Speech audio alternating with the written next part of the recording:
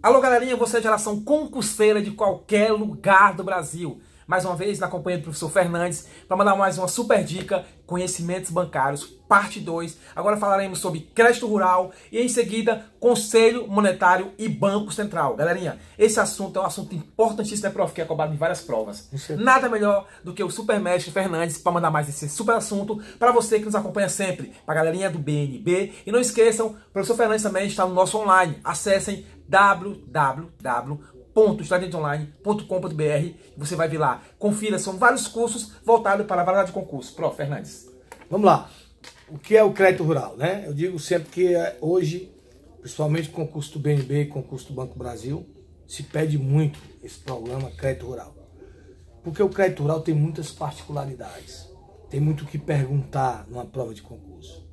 O crédito rural é um crédito destinado a financiamento da agricultura e pecuária, operado no Brasil hoje pelos bancos comerciais, pelos bancos múltiplos com carteira comercial e mais recentemente a Caixa Econômica foi autorizada a operar crédito rural.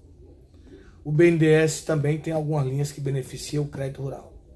Então o crédito rural hoje, ele tem como particularidade algumas fontes de recurso que é muito tratado nos concursos, como por exemplo, os bancos comerciais, os bancos múltiplos comerciais, que tem o depósito à vista, que é aquele depósito de livre movimentação, aquele depósito que movimenta na minha conta através do cheque, através do DOC, do TED, ou seja, aquele movimento onde o banco não me remunera, porque a lei brasileira não permite a remuneração do depósito à vista. Os bancos hoje são obrigados a aplicar parte desse recurso no crédito rural. E o governo fez uma coisa muito interessante, ele disse, olha, o banco que não quiser operar crédito rural, ele pode repassar o recurso da obrigatoriedade para aplicar ou a título de depósito compulsório sem remuneração ou pode repassar para o Banco do Brasil para que o Banco do Brasil aplique. Por isso que o Banco do Brasil é o maior operador do crédito rural, porque ele recebe esses recursos dos bancos que são obrigados a operar e não pode. Outra coisa importante também, o banco que opera crédito rural, ele pode abrir uma caderneta de poupança rural, onde vai destinar recursos para o crédito rural. Então, se ele quiser uma opção, não é uma obrigação, ele pode ter esse produto caderneta de poupança. Por exemplo, a caderneta de poupança do Banco do Brasil e do BNB é a poupança rural, onde ele vai destinar um percentual dos recursos para aplicar no crédito rural. Os bancos públicos podem até usar recurso do FAT, do Fundo de Amparo ao Trabalhador, e os bancos gerais podem usar recursos livres, pode trazer recursos de fora, do exterior, pode usar recursos de repasses de órgãos públicos federais, como o caso do BNDES, para aplicar no crédito rural. Mas uma coisa que cai muito em questões de prova do concurso é quem pode e quem não pode operar no crédito rural. É muito forte isso em concurso. Porque mesmo o crédito rural sendo destinado à pessoa física ou jurídica que seja produtor rural, tem algumas restrições. Por exemplo, cooperativa de crédito pode operar, mas sindicato não pode operar. Não pode operar, por exemplo, quem explora a terra em processo de meação, quando o contrato entre você e o dono da terra não permite. Não permite pessoas que têm a propriedade rural que não tenha fim produtivo. Não permite, mesmo que você tenha uma propriedade rural com fim produtivo, se você for estrangeiro e não tiver residência no Brasil. E não permite também o criador de cavalo, porque não produz nada. Mas também do outro lado tem algumas coisas interessantes. Alguns tipos de atividade que pode ser financiado pelo crédito rural, que não produz, mas está associado ao processo produtivo. Por exemplo, quem explora a agricultura, a pecuária, desenvolvendo, por exemplo, pesquisa de semente, pesquisa de sêmen, inseminação artificial, para melhorar o processo produtivo, pode. Quem trabalha com reflorestamento, mesmo que não seja com fins produtivos, pode. Quem trabalha trabalhando com mecanização de preparo de solo, pode. Né? Quem trabalha com inseminação artificial dentro da propriedade rural, mesmo não sendo agente produtivo, pode. Como eu já falei, as cooperativas de crédito, pode. Quem explora a pesca ou a aquicultura, que é a pesca em cativeiro, com fins comercial, pode. Então tem muitas coisas dentro do crédito rural que você pode operar, mesmo que você não seja um agente produtor direto. Mas de qualquer maneira você contribui com a melhoria. Tem uma questão engraçada que caiu um dia desse, que chama-se medição de terra, medição de safra. Então o pessoal acha que medir produção é medir o tamanho, é medir a capacidade produtiva. Então existem empresas que analisam a capacidade produtiva por hectare, desenvolvendo melhor a aceitação da produção, na tecnologia, no preparo do terra. Essas empresas também podem ter acesso ao crédito rural. Então isso já caiu muito em prova. E uma outra coisa que cai muito em prova também no crédito rural é que o governo fracionou o crédito rural em etapas. Então a gente tem hoje 3 fases de financiamento do crédito rural. A primeira fase que a gente chama, que eu chamo do meu jeito, isso é um jeito meu de dizer, é a fase do preparo. É você preparar o processo produtivo, é você pegar a terra nua e deixar ela pronta para produzir. Então essa fase a gente chama de fase do investimento.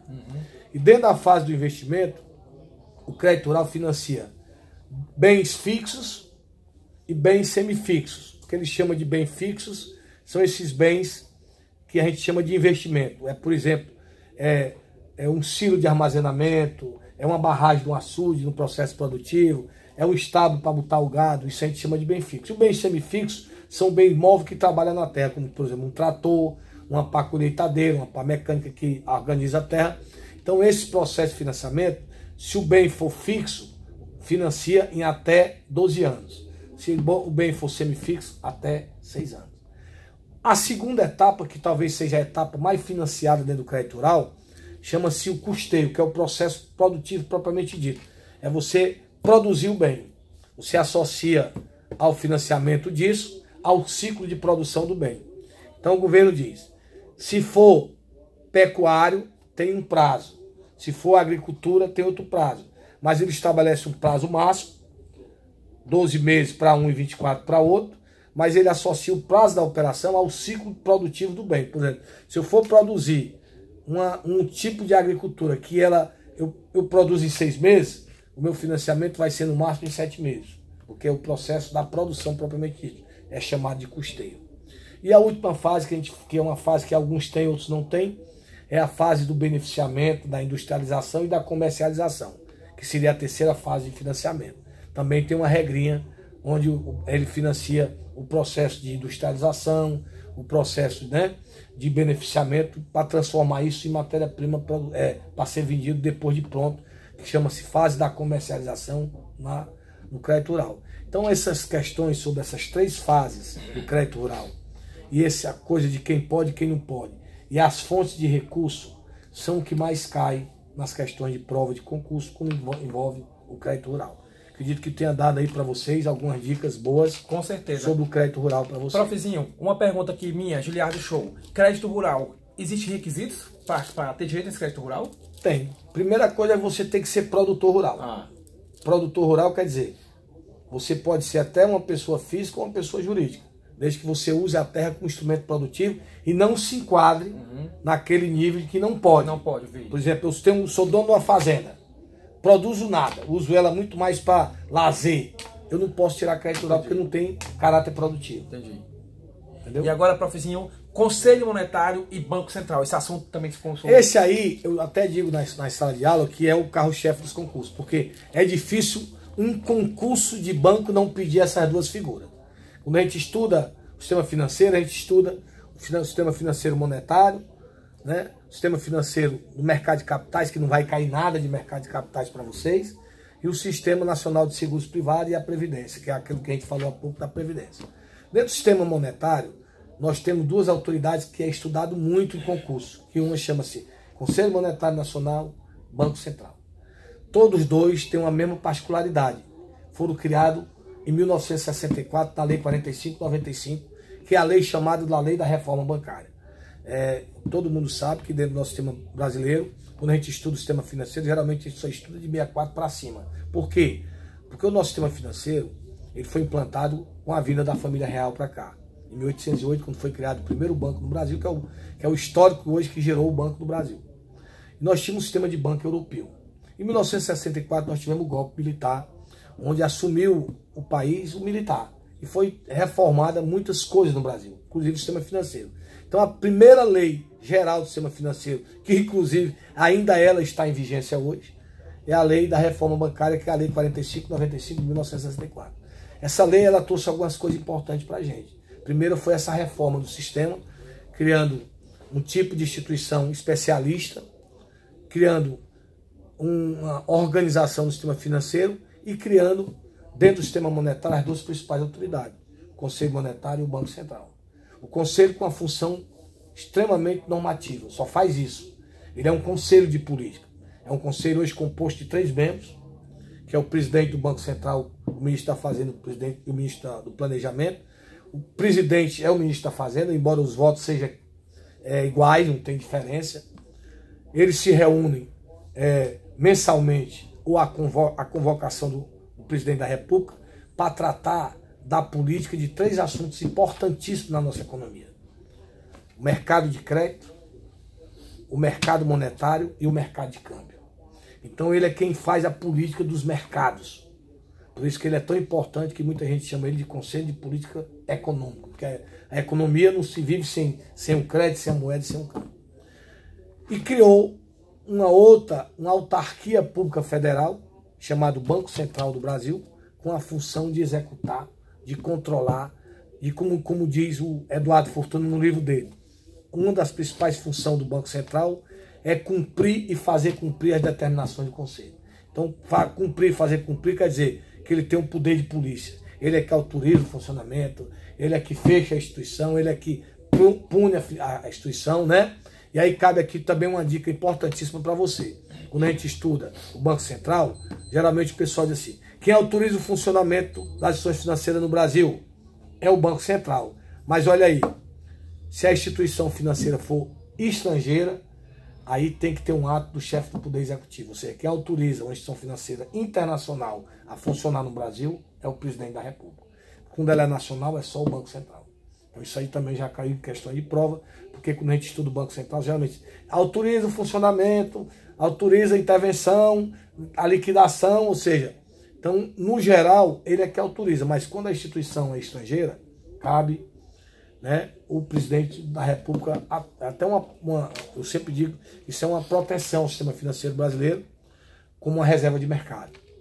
Então, quando a gente estuda essas duas instituições, ela cai muito, né, em função de que eles têm atribuições e têm função. Eu sempre digo que a principal atribuição do Conselho Monetário Nacional é o quê? Fazer regras, fazer normas, dentro de um processo chamado Processo de Desenvolvimento Econômico. A principal função das regras feitas para os mercados é promover o desenvolvimento de forma sustentável, de forma equilibrada, para que o país cresça. Então, quando ele mexe no crédito, quando ele mexe na expectativa da taxa de juros, que é o mercado monetário, na circulação da moeda, o próprio câmbio, ele está fazendo o quê? Um controle da economia. E a principal base do controle da economia é uma das funções mais importantes do Conselho, que é fixar a meta da inflação. É ele que fixa na sua reunião no começo do ano, a meta da inflação. O Brasil adota um regime de meta fixa na inflação. Então ele estabelece uma meta, né, e dá uma margem de erro na meta, e chega para o Banco Central e diz: tá aí, Banco Central, agora é contigo. Tu vai dizer o que é que tu quer para conduzir as políticas e no final do ano você bater a meta da inflação. Tanto que também é uma questão que já caiu em prova de concurso, que diz assim: quando o presidente do Banco Central não cumpre na execução a meta da inflação, o que é que ele é obrigado a fazer? Ele é obrigado a fazer uma carta aberta ao público, endereçada ao ministro da Fazenda, dizendo o porquê que ele não conseguiu bater a meta da inflação. É uma forma de punição, uma forma de controle. Então o nosso Banco Central, ele é uma autarquia pública federal, que não só tem funções executivas como a principal, embora ele tenha funções também de normatizar algumas coisas. A principal função dele é ser executivo. Então eu vou destacar algumas funções do Banco Central e do Conselho Monetário. Você já viu aí que é fazer a política do crédito, fazer a política do câmbio e fazer a política da moeda, o ser monetário, é uma função do Conselho. Então, dentro das normas do Conselho, ele faz o quê? Que a economia se mantém em equilíbrio. Então ele tem nas suas atribuições controlar através da sua política a circulação da moeda para evitar inflações ou deflações.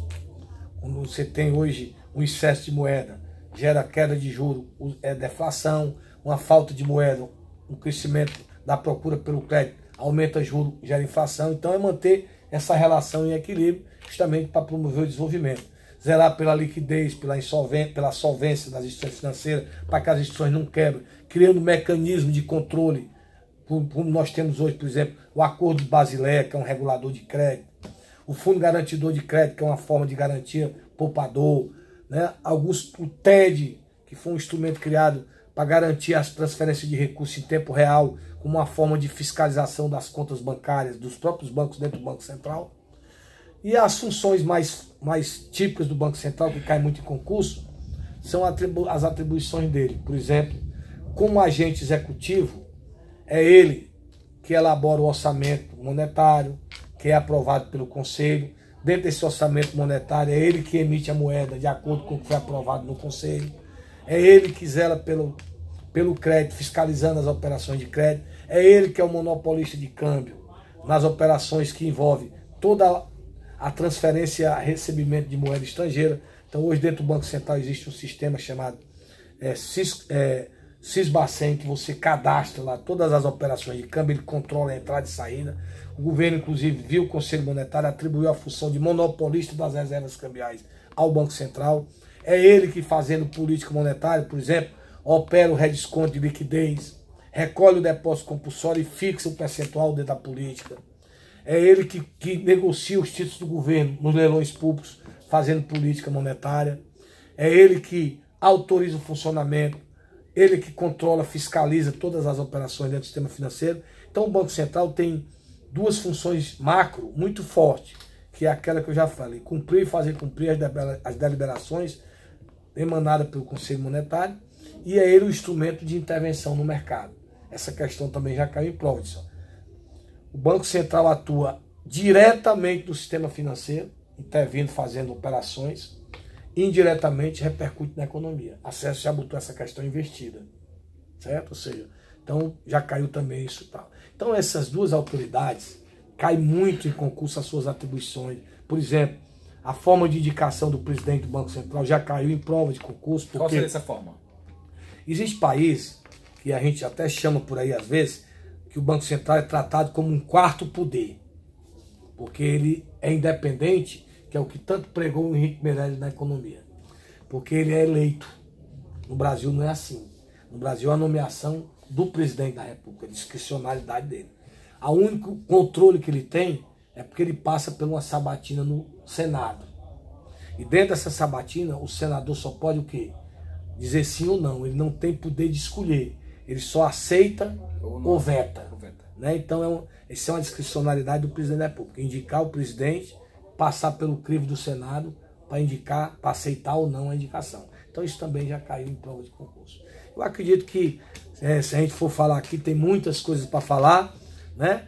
Mas eu acredito que tenha dado aí algumas dicas para vocês sobre o crédito rural, sobre o Conselho Monetário e o Banco Central. Olha só, galerinha, depois dessa super viagem aí no crédito rural, Conselho Monetário e Banco Central, na companhia do mestre Fernandes, para mais uma super dica, você, galerinha, fazer essa prova do BNB. Lembrando a todos vocês, acessem www.estudantemsonline.com.br, confira lá, o professor Fernandes está gravando lá, também tem professor também, aquele outro professor também que você falou também, é o que está gravando, né? O Natanael. Natan também está gravando também lá, marcando também. Natan é funcionário do Banco Nordeste, foi meu aluno, é meu discípulo hoje, né? Estou preparando ele para ficar no meu lugar. Sucessor do professor Fernandes. Com certeza, né? Galerinha, vem conosco, vem pro Tiradentes, porque grandes conquistas começam aqui. Acesse o canal, alô galerinha, Facebook, Giliardo Show, Giliardo Underline Show, também tem Giliardo Feira, Giliardo Vieira, o Instagram, Giliardo Underline Show. Prof. Fernandes, mais uma vez, brigadaço pela sua companhia. Foi um prazer, estamos às ordens, né? Precisar da gente, nós estamos em breve com mais. Precisaremos, com certeza, isso será bem-vindo sempre à nossa bancada do canal. Alô, galerinha, vem pro Tiradentes, na companhia do professor Fernandes, vamos ficando por aqui. Lembrando a todos vocês, acessem www.tiradentesonline.com.br e veja lá vários cursos voltados para várias áreas de concursos. Valeu, tchau, tchau!